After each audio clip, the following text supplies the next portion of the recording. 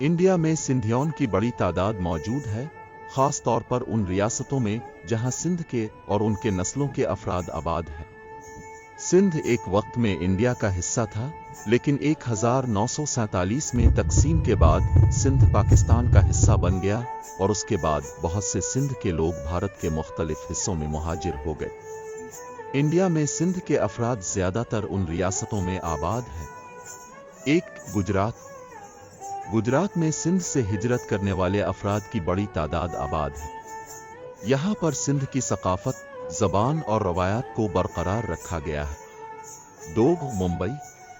मुंबई जैसे शहर में भी सिंध के लोग बड़ी तादाद में आबाद हैं।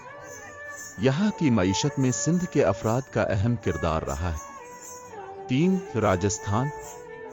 राजस्थान में भी सिंध से आने वाले अफराद की कमी नहीं है, खास तौर पर जयपुर और अजमेर जैसे शहरों में।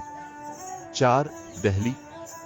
दिल्ली में भी सिंध के लोग मौजूद हैं, जहां उन्हें अपने सकाफती वर्से और ज़बान को जिंदा रखने की कोशिशें की हैं।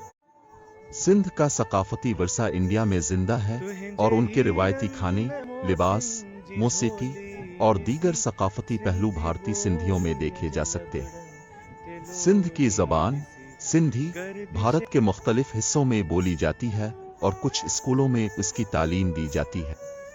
सिंध की सकाफत, खास तौर पर म्यूजिक और खाना, भारत में बहुत मकबूल है।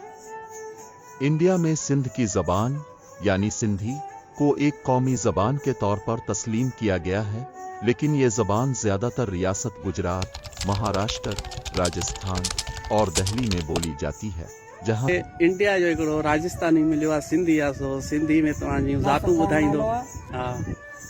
सकाफती वर्से के तौर पर अहमियत दी जाती है।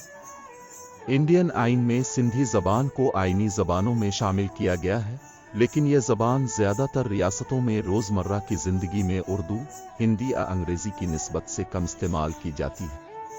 सिंध की सकाफत, अदब और ज़बान को इंडिया के मुख्तलिफ हिस्सों में जिंदा रखा गया है और सिंधी अखबार, रेडियो और टीवी चैनल्स भी मुख्तलिफ शहरों में नशर होते हैं।